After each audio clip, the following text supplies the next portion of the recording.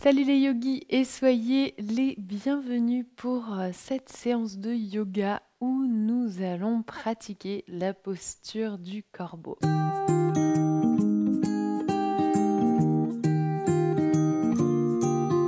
Mais on appelle aussi cette posture la posture de la grue. En fait, c'est pas tout à fait les mêmes postures.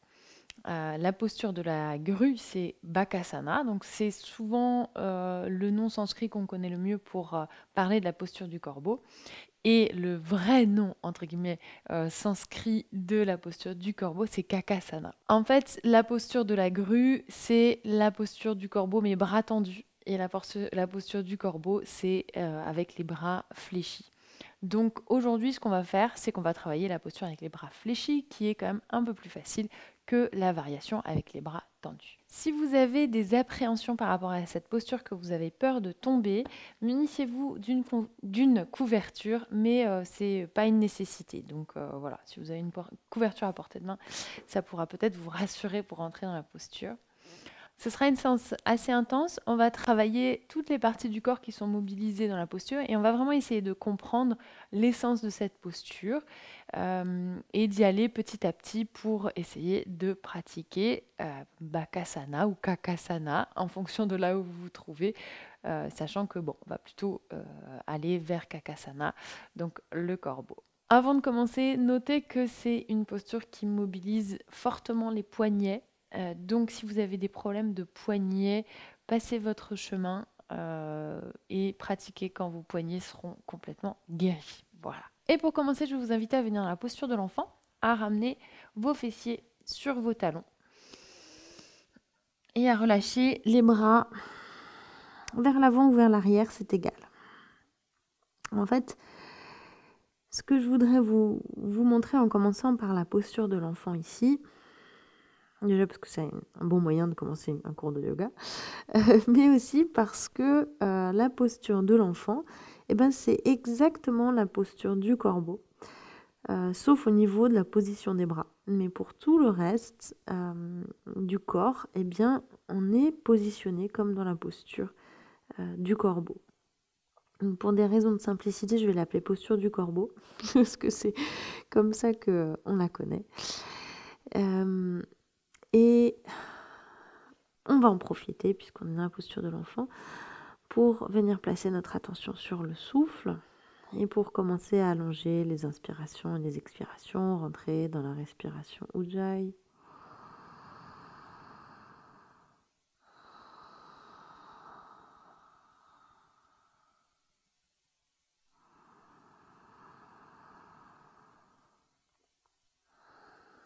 Donc si déjà la posture de l'enfant, c'est une posture qui est inconfortable pour vous, peut-être par manque de souplesse au niveau des psoas, les muscles qui relient le haut des cuisses au bas du dos, ou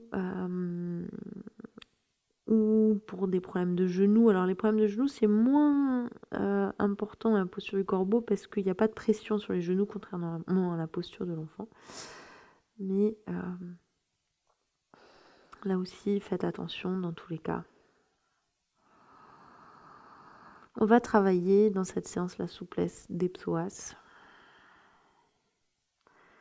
On va travailler la force des poignets, l'alignement poignet-coude. On va travailler le travail des omoplates aussi, puisque, comme vous le sentez dans la posture de l'enfant, le dos est arrondi dans la posture du corbeau.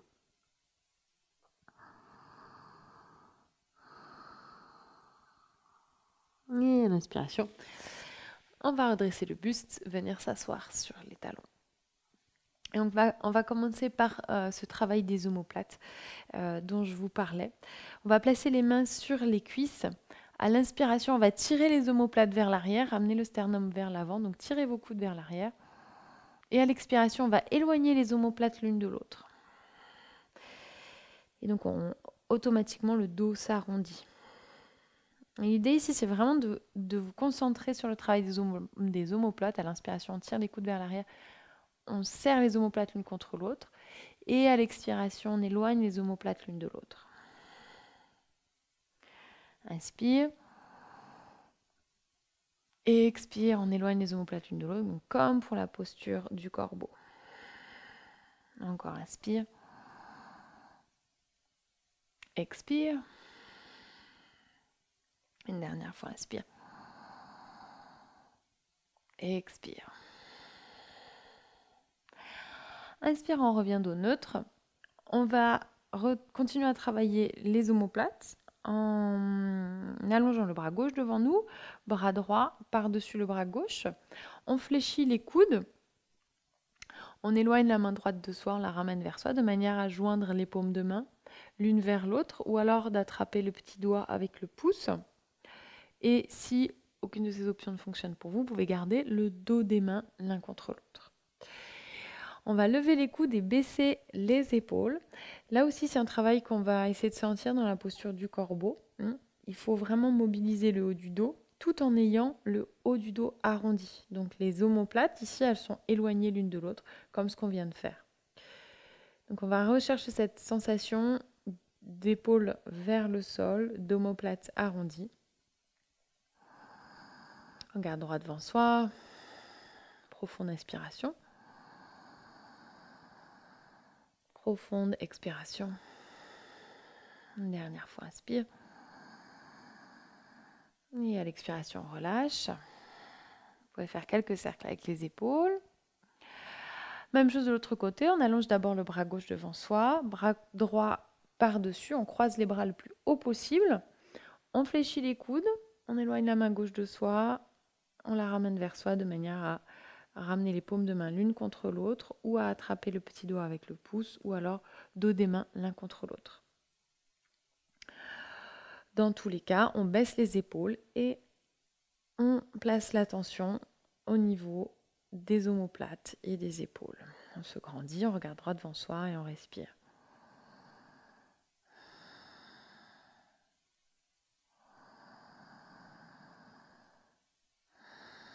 Une dernière inspiration ici.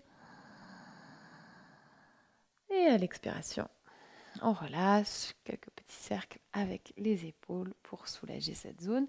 Et on va venir à quatre pattes ici. Ici, on va se concentrer sur la position des mains. On va bien aligner les index avec les poignets. Ce qui fait qu'on écarte, on ouvre légèrement les mains vers l'extérieur de manière à avoir les index à peu près parallèles avec les bords du tapis. Et ici, on va essayer de bien ancrer les petites boules qui se trouvent sous les doigts. On ancre vraiment cette partie de la main dans le sol, quitte à avoir les doigts légèrement fléchis. Et surtout, on se focalise sur la zone pouce-index. Et ça, c'est vraiment important pour protéger les poignets dans toutes les postures d'équilibre.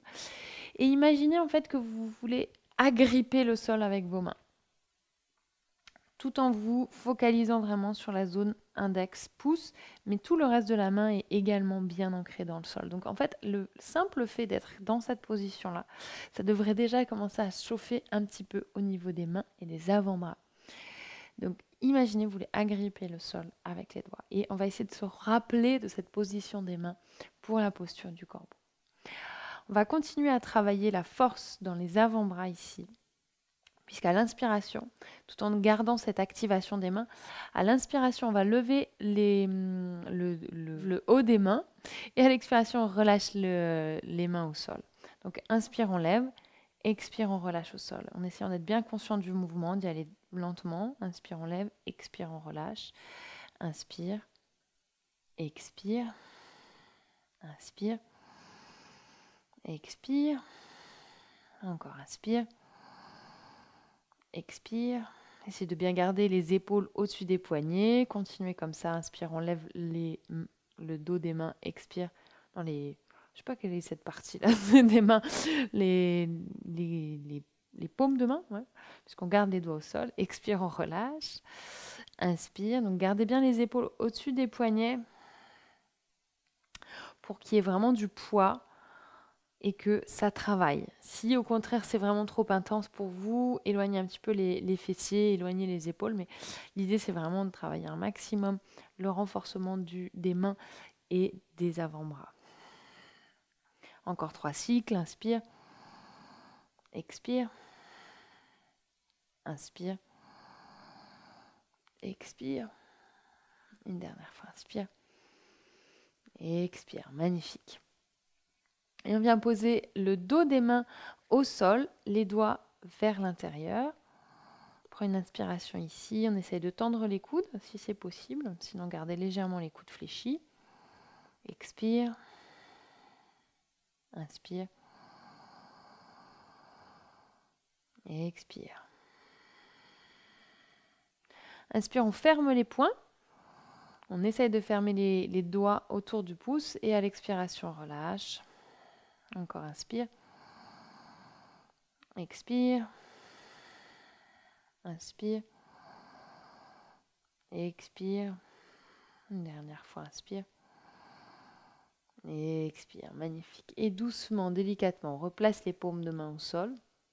On va venir faire des cercles avec le haut du corps en insistant sur les poignets. Donc on insiste au niveau du cercle vers l'avant. Et on reste avec le souffle.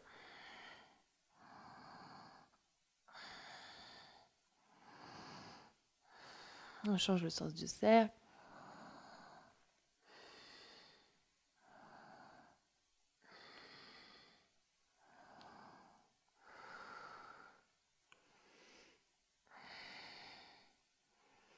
Yes. Et on revient au centre. On reprend l'engagement des mains qu'on vient de voir. Donc, comme si on agrippait le sol avec les mains tout en ramenant bien les petits coussinets des mains dans le sol, surtout poussée index. Donc, vous sentez que ça travaille au niveau des avant-bras et des mains. À l'inspiration, on dégage le cœur, on garde vers le ciel. Et à l'expiration, on pousse, on éloigne les omoplates l'une de l'autre. On pousse dans le sol avec les mains. Donc, automatiquement, le menton vient vers la gauche. Donc, c'est un chat vache. Mais ici, on insiste vraiment sur le travail des omoplates.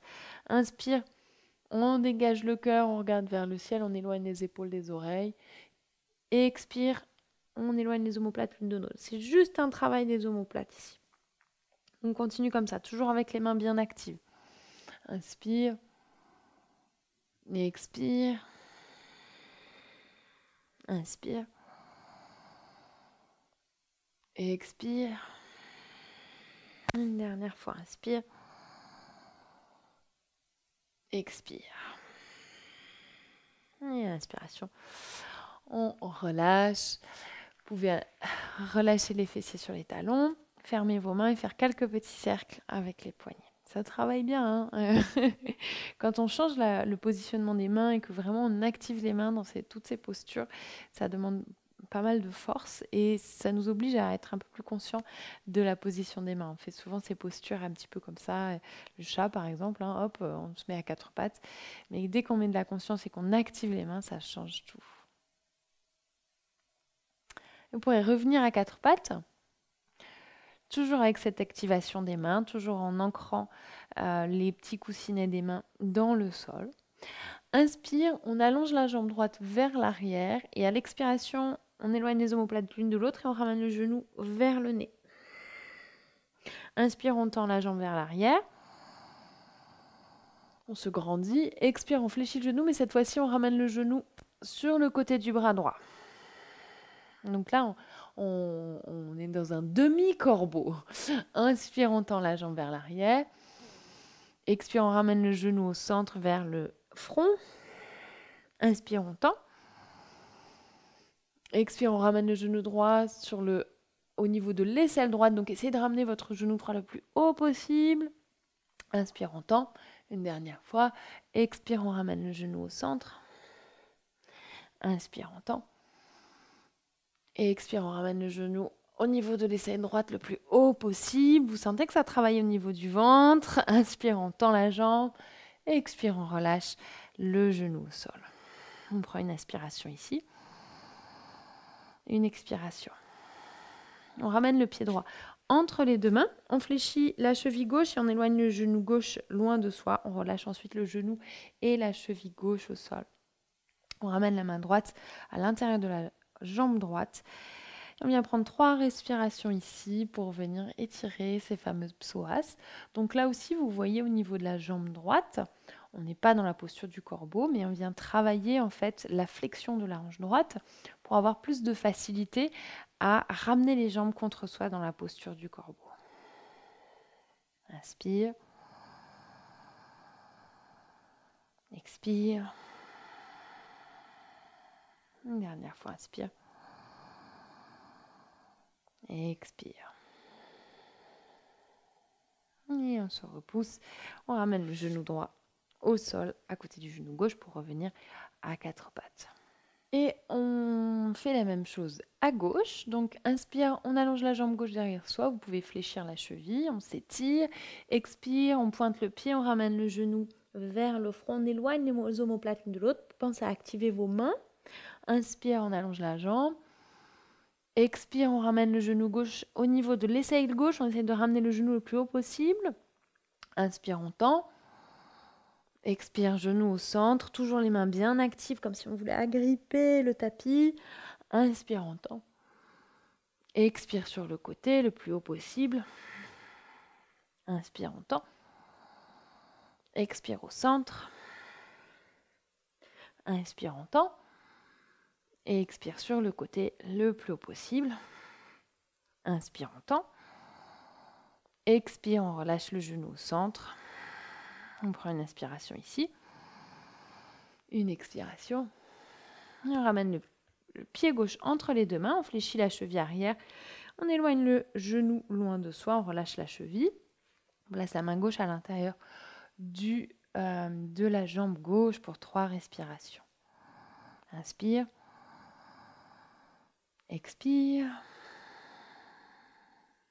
Inspire. Expire. Inspire. Expire. Et on ramène les deux genoux sur une même ligne. On fléchit les chevilles. On ancre les orteils dans le sol et à l'inspiration, on vient en chien tête en bas. Et on pense à nos mains ici. Donc, même chose, on ancre tous les coussinets des mains en insistant sur l'index et le pouce. On ouvre les épaules, on relâche la tête. On prend une inspiration ici. Une expiration. Profonde inspiration. À l'expiration, on ouvre les orteils vers l'extérieur en canard et on vient marcher vers l'arrière avec les mains. Vous pouvez fléchir les genoux et on vient ici en Malasana. Donc si vos talons ne touchent pas le sol ici, c'est pas très grave. Il vous suffit de rouler votre tapis pour créer un petit peu de hauteur sous vos talons. Et une fois ici, on va essayer de placer les coudes à l'intérieur des cuisses et de joindre les paumes de main l'une contre l'autre, de redresser le bas du dos. Donc même si vos talons sont hauts, c'est pas très grave. Vous n'avez pas besoin de poser les talons au sol pour faire travailler vos psoas. Vous le sentez sûrement. Donc c'est à l'intérieur, au niveau de l'aine. On continue de travailler la souplesse de la hanche à ce niveau-là. On se grandit, on respire. Une dernière profonde inspiration. On ouvre le cœur. Et à l'expiration, on revient marcher vers l'avant et on revient directement en chien tête en bas. Donc on replace les pieds à la largeur des hanches, parallèles. On prend une profonde inspiration. Profonde expiration. On va faire la même chose que ce qu'on a fait à 4 pattes juste avant. Inspire, on allonge la jambe droite vers le ciel. Et à l'expiration, on ramène le genou au centre, vers le menton. On ramène le poids du corps au-dessus des poignets. Et on éloigne les omoplates l'une de l'autre. Inspire, on ramène la jambe vers le ciel, chien tête en bas à 3 pattes. Expire, on ramène le genou au niveau de l'aisselle droite. Donc on essaye de ramener le genou le plus haut possible. On ramène le poids du corps légèrement vers l'avant. Inspire, jambe vers le ciel. Expire, jambe au centre, fléchie. Et on éloigne les omoplates l'une de l'autre. On active les mains. Inspire, jambe vers le ciel. Expire, genou au-dessus de l'aisselle droite. Enfin non, au niveau de l'aisselle droite, sinon c'est vraiment dur. Inspire, jambe vers le ciel. Et expire au centre. Inspire, jambes vers le ciel. Expire, jambes sur le côté. Inspire, jambes vers le ciel. Expire, on ramène le pied entre les deux mains. Et on relâche le genou gauche et la cheville gauche au sol. On ramène la main droite à l'intérieur de la jambe droite. Et cette fois-ci, pourquoi pas, si c'est accessible pour vous, vous pouvez relâcher les avant-bras au sol, sinon gardez les bras tendus. 3 respirations. 2.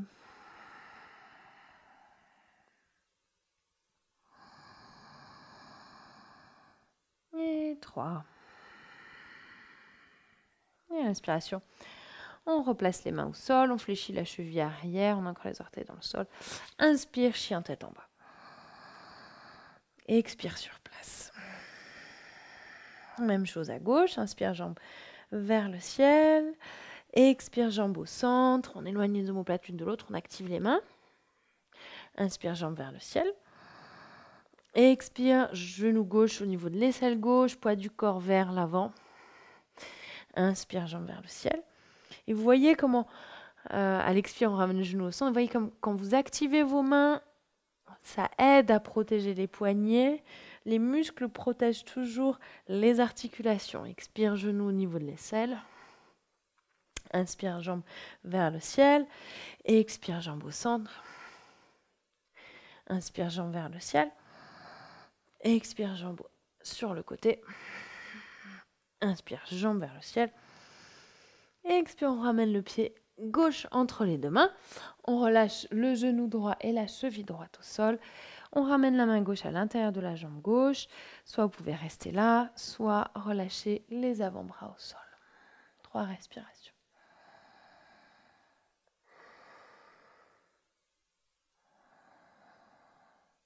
2.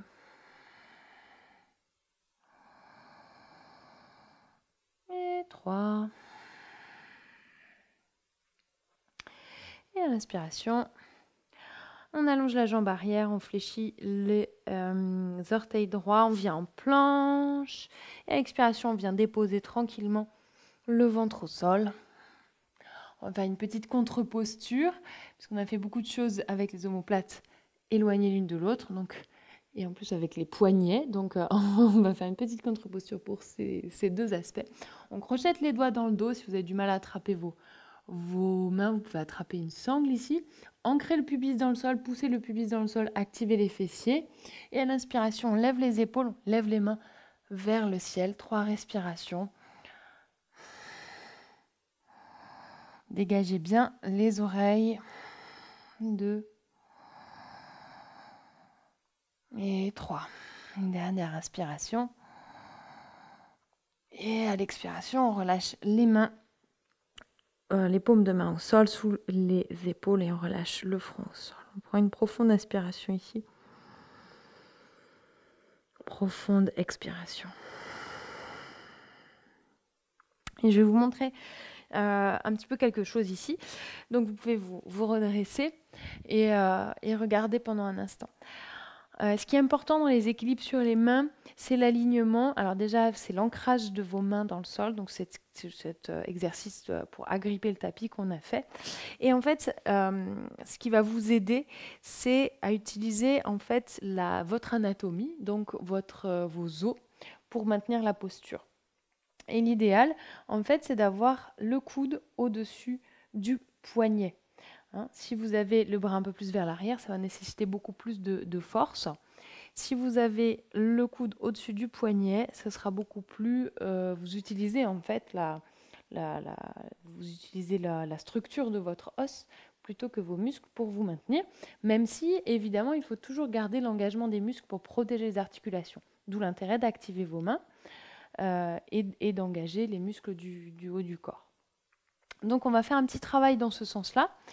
On va faire un petit exercice une variation de chaturanga. Ouais, chouette. Alors, on va placer les mains à la largeur des épaules ici. Donc, vous voyez, je suis à 4 pattes. En fait, ce qu'on va faire, c'est qu'on va être un peu plus loin qu'un 4 pattes normal. Et on va ramener les fessiers dans la prolongation du buste. On active les mains comme ce qu'on a fait jusqu'à présent.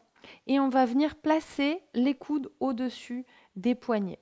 On prend une inspiration ici, à l'expiration, on garde les coudes le long du corps et on va essayer de garder cet alignement des coudes au-dessus des poignets en fléchissant légèrement les coudes. Et à l'inspiration, on se redresse.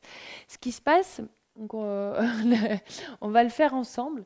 Donc ce qui se passe ici, c'est aussi, on va essayer de penser au travail des omoplates ici. Donc vous avez vos coudes alignés au-dessus des poignets et on va essayer de garder les omoplates très larges en fait. Donc de ne pas les serrer l'une contre l'autre, mais imaginez qu'on veut les espacer et en même temps on éloigne les oreilles des épaules. Donc on dégage bien les épaules. Alors si c'est OK pour vous, donc placez vos mains à la largeur des épaules.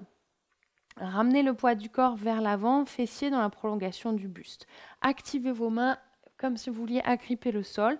Placez bien vos index dans la prolongation des poignets et ramenez les coudes au-dessus des poignets. On prend une inspiration ici, on va descendre 5 fois. Vous n'êtes pas obligé de descendre beaucoup, hein. Vous pouvez même descendre de quelques centimètres. C'est pas l'intérêt, c'est surtout de sentir le travail et de sentir la position que de faire des choses incroyables. Donc, inspire ici, expire, on descend les coudes le long du corps en gardant les coudes au-dessus des poignets. Et inspire, on tend les coudes. Expire, on ramène le poids du corps vers l'avant. On dégage le cœur, on éloigne les omoplates l'une de l'autre. Inspire, on tend. Expire, poids du corps vers l'avant. Vérifiez que vos coudes se trouvent au-dessus des poignets. Inspire, on tend. Expire. Inspire. Une dernière fois, expire. Inspire. Ça travaille bien. Et on vient s'asseoir sur les fessiers, on ferme les poings. Et on refait quelques cercles en ramenant les poings vers les avant-bras. Insistez sur ce mouvement des poings vers les avant-bras. Yes.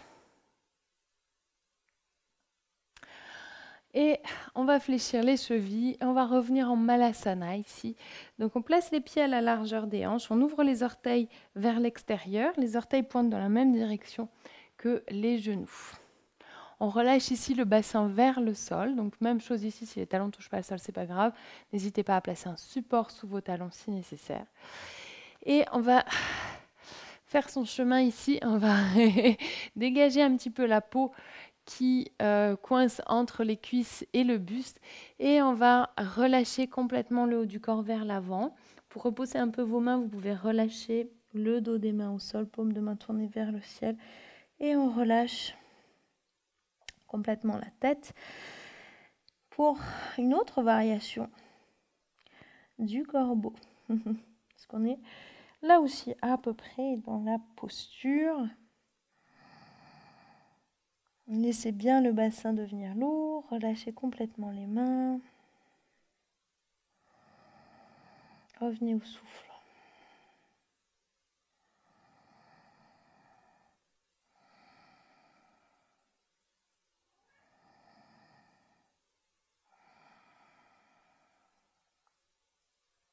Et à l'inspiration, vous pourrez vous redresser et vous allonger sur le dos. On y est presque. Mais avant de rentrer dans la posture du corbeau, on va essayer de sentir la posture sans avoir à monter dedans. Et quoi de mieux que de tester cette posture en étant allongé sur le dos, puisqu'il n'y a pas d'équilibre en jeu ici. Donc on ramène les cuisses sur le ventre et on va ouvrir les cuisses sur le côté. On va ramener les mains vers le ciel, fléchir les poignets. Et vous pouvez pointer vos pieds ici.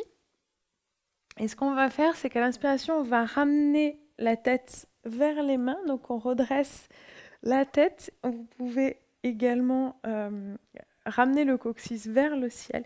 Et on va en même temps serrer avec les genoux les bras. Et on va rester ici 5 respirations. Donc redressez-vous, redressez le coccyx, serrez vos bras avec vos genoux. 2, 3, 4 et 5. Dernière inspiration et à l'expiration, on relâche.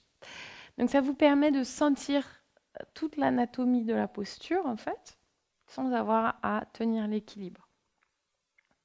On va essayer de retrouver cette action de serrer les coudes, les jambes avec les coudes dans la posture. Vous sentez aussi que ça travaille au niveau du ventre parce que c'est une posture qui mobilise aussi la ceinture abdominale puisque il faut maintenir les jambes. Et oui. Vous pouvez croiser les tibias, rouler pour venir vous asseoir sur votre tapis. On va enfin passer à la posture. On ne va pas la faire tout de suite. Dans un premier temps, on va juste essayer de sentir ce qui se passe. Donc, on ne va pas monter. Pour l'instant, on essaiera de monter après. Donc, on revient en Malasana, la posture de la guirlande. Et vous allez ici, donc vous avez les pieds à la largeur des hanches, les orteils dans la même direction que vos genoux. Et vous pouvez lever les talons ici pour plus de confort et même parce qu'on va travailler comme ça la posture. On place les mains à la largeur des épaules et donc pensez index parallèle au bord du tapis. Pensez à agripper le sol avec vos doigts. Et ce qu'on va faire ici, c'est que on va lever les fessiers vers le ciel.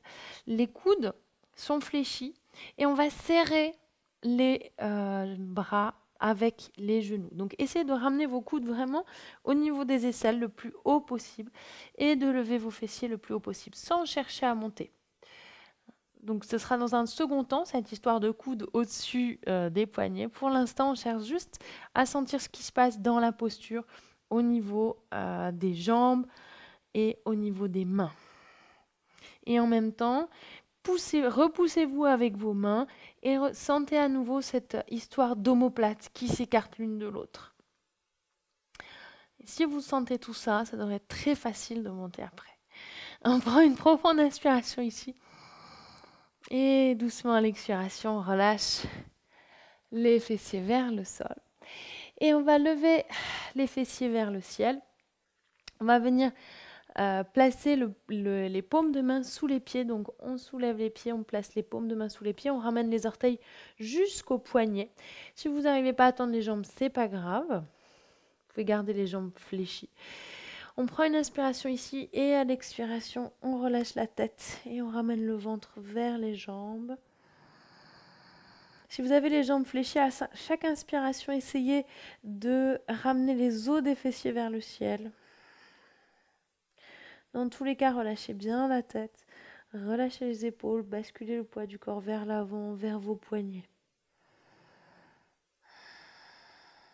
Une dernière inspiration. Et à l'expiration, on réfléchit les genoux. Et cette fois-ci, on va essayer de monter dans la posture. Donc, si vous avez peur, ça arrive. Si vous avez peur de tomber sur la tête, vous pouvez placer une couverture devant vous. C'est à ça que ça sert.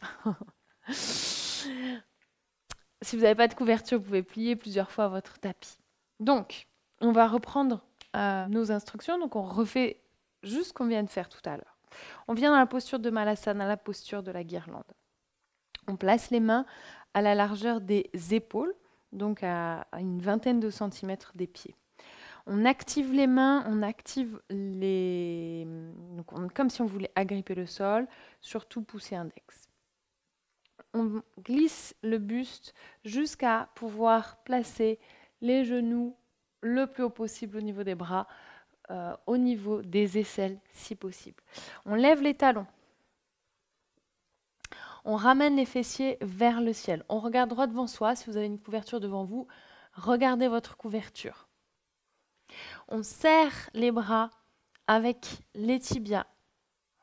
Et ici, on va essayer de ramener les coudes au-dessus des poignets, comme ce qu'on a fait avec notre chaturanga modifié. Donc, poids du corps vers l'avant. Et si vous avez peur, vous pouvez simplement lever un pied, puis l'autre. Et pourquoi pas, si vous vous sentez plus à l'aise, vous pouvez basculer légèrement vers l'avant, lever un pied, pointer le pied, puis pointer l'autre pied. Serrez vos bras avec vos cuisses. Respirez. Activez vos mains. Dernière inspiration. Et à l'expiration, relâchez. Super, alors que vous soyez rentré dans la posture ou non, tout ça finalement a assez peu d'importance. L'important, c'est le chemin. Je vous le rappelle plutôt que le but ou l'objectif ou la destination. Magnifique, on va terminer par une contre-posture. On va faire la posture de Dhanurasana. On va venir s'allonger sur le ventre, puisqu'on a fait beaucoup de choses vers l'intérieur. On va faire cambrer. On fléchit les genoux, on fléchit les chevilles et on va attraper les chevilles avec les mains. On relâche le front au sol. On pousse le pubis vers le sol. Donc plus vous activez vos fessiers, vous poussez le pubis vers le sol, plus vous sentez l'étirement de l'avant des cuisses. Roulez vos épaules vers l'arrière. À l'inspiration, tire les chevilles vers l'arrière en gardant dans un premier temps les cuisses au sol. On expire sur place. Et à l'inspiration, on lève les cuisses, on lève les plantes de pied. On redresse toute la posture. On va rester ici, 5 respirations. 2, 3, 4 et 5. Magnifique, on relâche la posture. Vous pouvez placer vos mains sous vos épaules, ramener les fessiers sur les talons, venir dans la posture de l'enfant, bras vers l'avant ou vers l'arrière. On revient au début de notre séance. On relâche le front. On vient à une respiration profonde.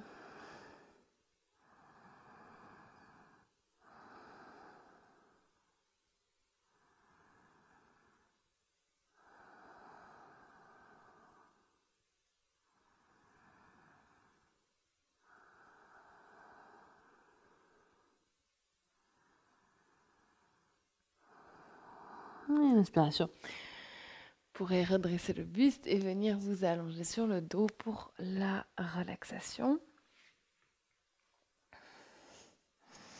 On allonge les jambes devant soi, les bras le long du corps, paume de main tournée vers le ciel.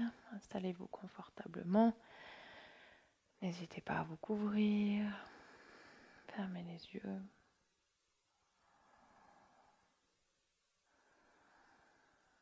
Relâchez le ventre. Relâchez le souffle.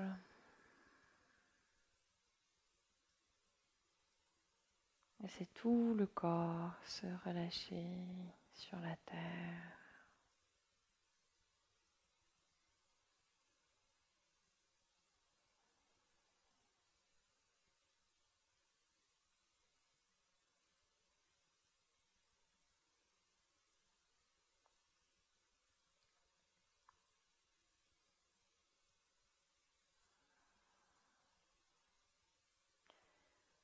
Plus rien à accomplir, plus rien à faire. Le simple fait d'être allongé là, ici et maintenant est amplement suffisant.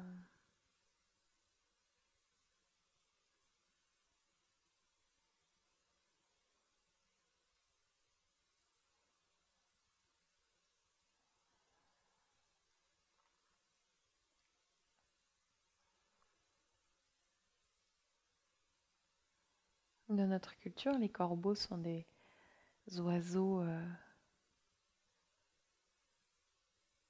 un peu de mauvais augure. C'est des oiseaux très communs qu'on associe parfois à la mort. Mais pendant très longtemps, et dans notre culture aussi d'ailleurs, dans la culture celtique, les corbeaux étaient des messagers divins. Les corbeaux, c'était des oiseaux qui faisaient le lien entre les dieux et les humains. et ce sont aussi des oiseaux qu'on associe à la magie. Ce sont aussi des oiseaux qui accompagnent ou qui sont des oiseaux totems, des chamans. Et le fait qu'il y en ait beaucoup autour de nous, que ce soit des animaux très communs, peut aussi symboliser le fait qu'il y a de la magie. La magie est partout en fait. La magie n'est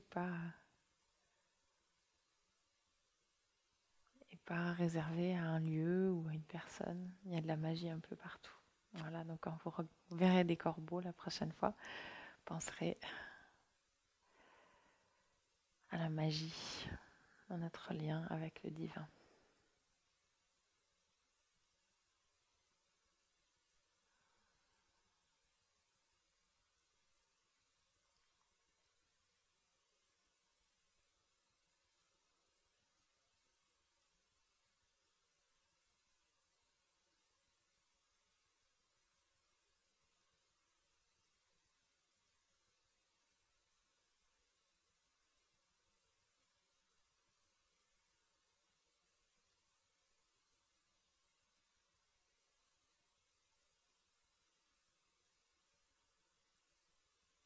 Donc, tout doucement, on pourrait reprendre contact avec votre respiration,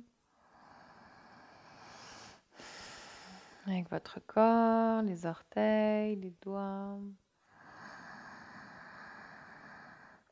Vous pouvez vous étirer, fléchir les genoux, rouler sur le côté.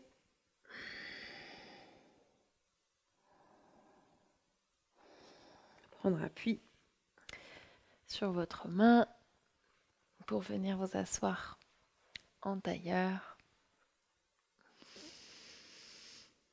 On va terminer avec le son Om. Je vous invite à joindre les paumes de main sur votre cœur.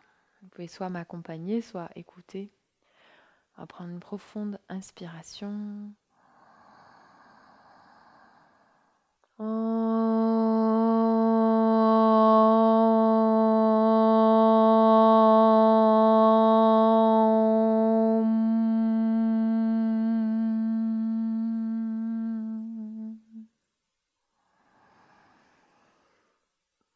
Loka Samasta Sukhino Bhavantu. Puissent tous les êtres vivants aller en paix, être heureux. Et puisse notre pratique servir ce but. Puissiez-vous être des petits corbeaux de magie et diffuser la magie autour de vous. Merci pour votre présence. On se retrouve vendredi prochain pour une nouvelle séance de yoga sur ma chaîne Yoga Coaching. N'oubliez pas que vous pouvez vous abonner à ma chaîne, c'est gratuit. Vous pouvez aussi m'aider financièrement, m'aider à propager la magie autour de moi grâce à vos dons sur Tipeee. Je vous fais des gros bisous. Je vous retrouve vendredi prochain. Namasté.